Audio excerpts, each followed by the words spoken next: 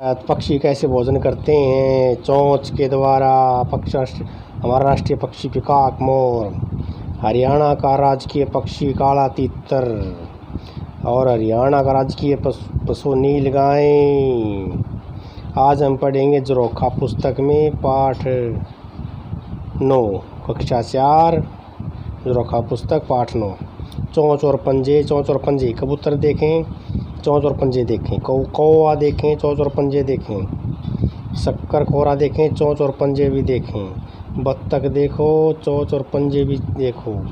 तोता देखें, चोंच और पंजे भी देखें। बाज देखिए, चोंच और पंजे भी देखिए। आगे बढ़ो। चित्र में दिए गए पक्षियों में तुमने जिनको देखा उन पर टिक का निशान लगाओ। तले को पूरा करो। पक्षी का नाम कबूतर, स्लेटी रंग का, सफ़ेद रंग का। आवाज़ कैसे करता है? गूटर गूँ। क्या खाता? अनाज के दाने, कीड़े मकोड़े। कहाँ देखा? खेत में लिख दो, बाग में लिख दो, घर की छत पे लिख दो। घोंसला देखा या नहीं? कौवा रंग काला, कैसी आवाज़ करता? काँव काँव। क्या खाता है? अनाज के दाने, घास भी खाता है वो। कहाँ देखा? खेत में लिख दें, बाग में लिख दें, घर की छत पे लिख दें। घोंसला देखा नहीं? तोता का रंग कैसा है? हरा। और तोता कैसी आवाज़ करता है? T T T T. क्या खाता है? अनाज, हरी मिर्च, फल। कहाँ देखा? पेड़ पर, बाग में। घोंसला देखा या नहीं? नहीं। बत्तख सफ़ेद, स्लेटी। बत्तख कैसे आवाज़ करता है? Quack quack quack. क्या खाता है? मछली। कहाँ देखा? तालाब में। घोंसला देखा है? नहीं। इन पक्षियों की चोंच और पंजों के चित्र कापी में बनाओ। हिम्मत बनाओ, नहीं तो पढ़ते जाओ। कौवे की चोंच।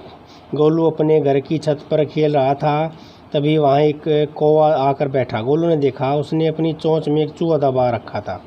उसने माँ से पूछा, कौवा चूहा भी खाता है? कल तो मैंने कौवे को रोटी खाते हुए देखा था। माँ ने बताया, कौवा रोटी तो खाता ही है, वह अपनी पैनी कठोर और मजबूत चोंच से मरे हुए चूहे और पक्षियों के अंडे भी खा जाता है। सोचो और लिखो। सोचो और लिखो। क्या तुमने कभी किसी कौवे को कुछ उठा कर ले जाते हुए देखा है? यदि हाँ तो कहाँ? कौन सी चीज़ उठा थी? मैंने एक दिन कौवे को अपनी चोंच में एक चूहे को उठा कर जाते देखा था। क्या कभी कौवे ने तुम्हारे खाने की कोई चीज़ उठाई? यदि हाँ तो तब तुमने कैसा लगा? हाँ, कौवा हमारी रोटियाँ उठा ले जाता है, तब हमें बुरा लगता है। आगे बढ़ो। तोते की चोंच। तोते की चोंच। रोहित को रोज़ाना अपने बाग में अमरूद उतरे हुए मिलते। एक दिन उसने छुपकर देखा कि कुछ तोते अपनी नुकीली अम्बड़ी चोंच से अमरूद खा रहे थे। सोच और लिखो। क्या तुमने भी कभी तोते को फल उतरते हुए देखा है? यदि हाँ तो कौन सा फल? हाँ, देखा है, अमरूद का फल उतरते हुए।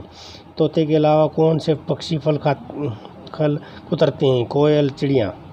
ऐसा करो, दिए गए चित्र में रंग भरो, भर दे रंग अपनी इच्छा अनुसार। पता करो, तोता फलों के अतिरिक्त और क्या क्या खाता है? बेर लिख दें, फल तो है लो, और लिख दें आप। फूलों पर शक्कर खोरा। प्रियंका आज सुबह जल्दी स्कूल पहुंच गई। स्कूल की फुलवारी में उसने देखा कि एक पक्षी अपनी चोंच को बार बार फूल के अंदर डाल रहा था। यह देखकर उसे बहुत उत्सुकता हुई। उसने अध्यापिका से पूछा, मैडम, यह कौन सा पक्षी है? इसकी चोंच तो बहुत लंबी है। अध्यापिका ने बताया, यह शक्कर खोरा है। यह अपनी लंबी और पैनी चोंच से फूलों का रस आसानी से चूस लेता है। तो शक्कर खोरा फूलों का क्या करता है? रस चूसता है। आगे बढ़ो। सोचो और लिखो। क्या तुमने कभी शक्कर खोरा देखा है? यदि हाँ तो कहाँ? हाँ, देखा है, हमारे घर के पास एक बाग में देखा है। शक्कर खोरा के अलावा और कौन से जीव फूलों का रस चूसते हैं? मधुमक्खी, तितली, भंवरा। यदि फूल न हो तो शक्कर खोरा क्या खाएगा? फल, वृक्षों की पत्तियां, अनाज के दाने और कीड़े। शक्कर खोरे का चोंच और पंजों का चित्र बनाओ। हिम्मत बनाओ, नहीं तो पढ़ते जाओ। जोड़ के समीप बगुले। फारूक के स्कूल के रास्ते में एक जोहड़ है। एक दिन स्कूल से घर लौटते समय उसने वहाँ कुछ बगुले देखे। उसने देखा कि एक बगुले ने अपनी लंबी चोंच पानी में डाली और चोंच से एक मेंढक को पकड़कर ऊपर ले आया। घर आकर उसने अपने अब्बू से बगुले के बारे में पूछा। अब्बू ने बताया, बगुला अपनी लंबी चोंच से पानी के अंदर से अपने शिकार को आसानी से पकड़ लेता है। बगुले की टांग लंबी तथा पंजे चपटे होते हैं। वे कीचड़ में नहीं धंसते। बत्तख, जल मुर्गाई आदि पक्षियों के पंजों में झिल्ली होती है, जिसकी सहायता से ये पानी में तैर सकते हैं। इनकी चोंच चौड़ी और चपटी होती है। चोंच के दोनों तरफ छिद्र होते हैं। आगे बढ़ो। क्या तुम्हारे घर या स्कूल के आसपास कोई तालाब या जोड़ है? यदि हाँ तो तुमने वहाँ कौन से जीव देखें? तो आप लिख दें अपनी बत्तख देखी, जलमुर्गाई देखी। क्या तुमने पक्षियों के पानी में तैरते देखा? लिख दें बत्तख और जलमुर्गी। ये जोड़ और तालाबों में पानी न हो तो बुगले अपना भोजन कहाँ से लेंगे? अन्य स्रोतों से लेंगे, जैसे ट्यूबवेल से, नहरों के पास से प्राप्त करेंगे। 1 से 13 तक संख्याओं को मिलाओ, पक्षी बना दो।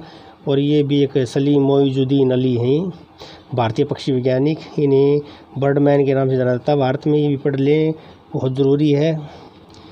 चोंच से उठाए गेहूं के दाने। जमाल की अम्मी ने गेहूं धोकर आंगन में सूखने के लिए डाले। जमाल के तो मज़े हो गए। वह गेहूं के दाने से कभी पहाड़ बनाता तो कभी अपना नाम लिखता। तभी 2-3 गोरियाँ आई। गोरियाँ में चिड़िया, और अपनी छोटी और मजबूत चोंच से दाने चुगने लगी। जमाल उन्हें दूर से देखता रहा, उसने उन्हें उड़ाया नहीं।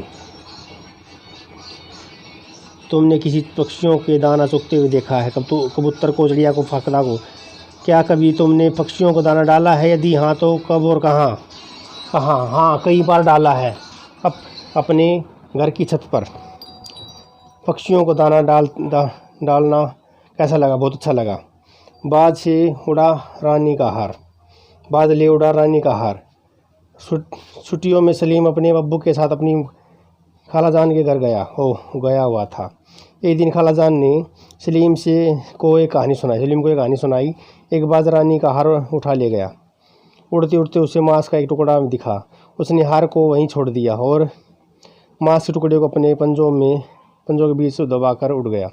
सलीम ने अपनी खालाजान से पूछा, बाज ने हार को छोड़कर मांस का टुकड़ा क्यों उठाया? खालाजान ने कहा, मांस बाज का भोजन है। वह अपने मजबूत पंजों से शिकार को पकड़ता है, फिर अपनी नुकीली पैनी और मजबूत चोंच से उसे चीर कर खाता है। सलीम बोला, फिर तो बाज ने हार भी अपने पंजों से भी पकड़ा होगा। खालाजान बोली, हाँ सलीम, बाज जिंदा या मरे हुए जानवरों को अपने पंजों में पकड़ लेता है। यह भी जानो, सफाई के फरिश्ते गीद ये वातावरण को बदबू फैलाने से रोकते हैं। ये सफाई के देवता हैं, सफाई के फरिश्ते हैं। लेकिन एक दुखद बात, यदि किसी जानवर की उसकी मृत्यु से पहले ड्राइक्लोफी ने एक दवाई दी है तो उसका मांस खाने से ये गिर्द के शरीर में चली जाती है और गिद्ध की मौत हो जाती है। तो ये बात दुखद है। आगे देखिए, जो पक्षी मरे हुए जीवों को खाते हैं वे हमारे लिए किस पर उपयोगी हैं? वातावरण में बदबू फैलने से रोकते हैं, जैसे गिर्द है, सफाई का देवता, फरिश्ता। आगे पढ़िए। पक्षियों का उनकी चोंच और भोजन से मिलान करो। तो पहले बत्तख का मिलान कर लें। क्या खाता है भाई? ये मिला मछली खाता है। शक्कर खोरा की मिला लें। भाई क्या खाता है भाई? फूलों का रस चूसता है। गोरिया का चोंच से मिला लें। क्या खाता? अनाज। भाई कौवा की चोंच मिला लें और मांस खाता है। आगे बढ़ो, ऐसा करो। तो ये आप पढ़ लें, कर लें।